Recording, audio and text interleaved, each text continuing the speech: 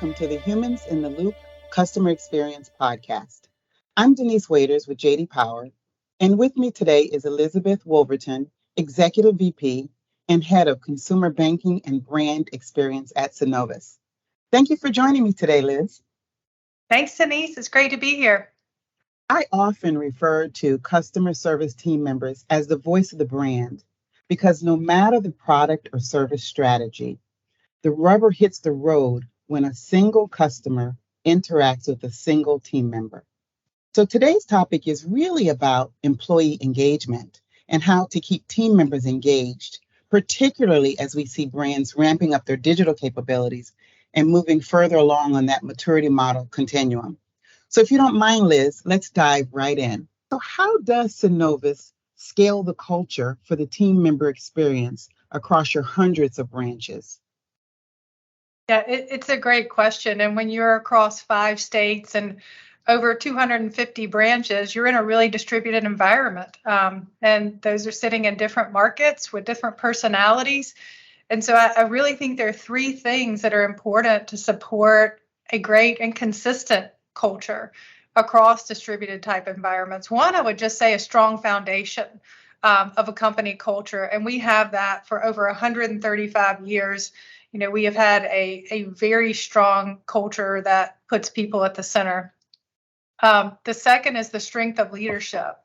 And that's something that we reinforce consistently day after day. And I'll talk a little bit more about that. And then the third is just connection and consistency in communication. So having a strong foundation, strength of leaders, and connection and consistency and communication are all really, really important. From a leadership perspective, we have very consistent leadership expectations. So even if you're in different markets, they literally have a placemat of reminders in terms of the expectations and the values that we expect those leaders to drive. And we reinforce that through consistent training and connection with those leaders, both with regional leaders and cross connection between them as well. And then in terms of just that regular connection, Denise, we maintain regular touch points all the way from the top down.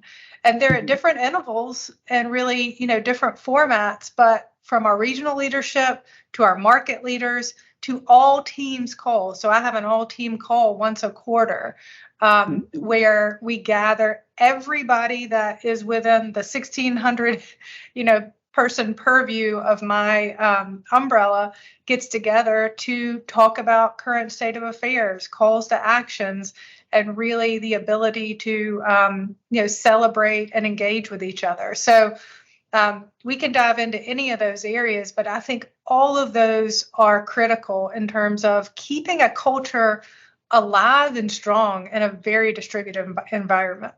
Thank you for sharing that. So Liz, as more customers engage online, how has your digital strategy impacted the team member experience strategy?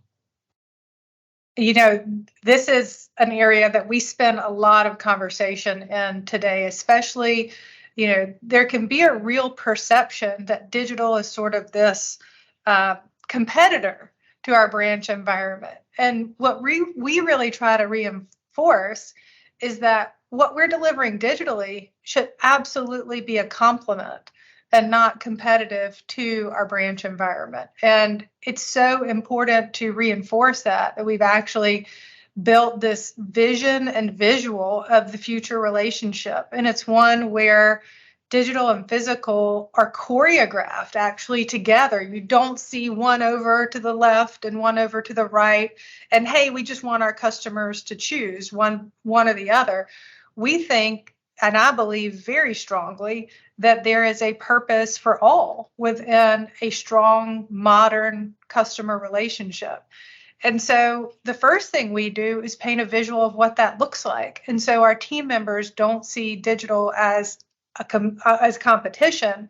They see it as a complement to how they can serve their customer. Because one thing I do know about our teams is they are rabid advocates of our customers, and they don't want anything touching, that customer or that client that they don't feel is added value or a plus to them.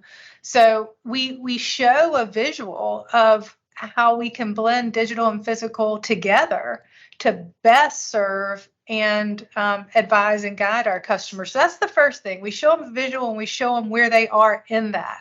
And then the next thing we want to do is embed our team members in digital. It makes no sense if we have that choreographed, integrated relationship to put our team members in branches and say, you just worry about this side of things, right? Mm-hmm. So we try to get them heavily engaged in the digital experience.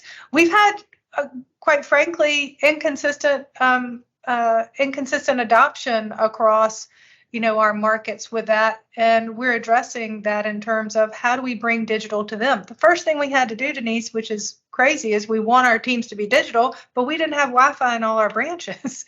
So you've got to bring the capability to interact to those branches. So you have to look at your infrastructure first. Are you really positioning your teams to interact with your full bank offerings? The second thing that we've done is now we've distributed digital devices to all the branches. Some banks have done that, a long time ago, but really customer-facing sort of self-serve setups. What we've done is we've put iPads in our team members' hands for two purposes. One is, yes, we want them to work shoulder to shoulder with the customer, but two, we really want them in the experience. We want that to be embedded in how they're thinking about the bank. So, you really have to reinforce the complementary dynamic. You have to care for the infrastructure around the teams that's going to support their interaction. And then you have to engage, celebrate, and reinforce the wins that they have in integrating with that digital experience. So those are just a few of the things that we do, but it takes a lot of deliberacy. This is not something that's just going to happen. You have to really foster that relationship between digital and branch really well. And the ultimate beneficiaries are going to be your clients at the end of the day. Yes, and I agree with that. And I think your posture is right, because we know that consumers want options. They want to be able to choose how they interact with you. So I think you are, doing the right thing according to what our customers have told us. Right. So finally, Liz, how do you measure the ROI for your team member experience? Yep. Well, I think, Denise, J.D. Power is probably well informed with a lot of data around teams being highly engaged, producing and performing better, right? You can pick your metric from any survey. It is proven time and time again. It's just in terms of what multiple that high-performing team members contribute both to client value and the bottom line. And it's always, 2, 3 to 5 times, depending on 5-time multiples, highly engaged versus non-highly engaged employees. So we just know that. We measure employee engagement, and because we believe that, right, we measure employee engagement through a formal survey.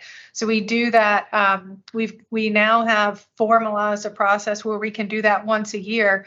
The last survey, we were in the top quartile, so 84% of our team members surveyed as highly engaged. That's a phenomenal number.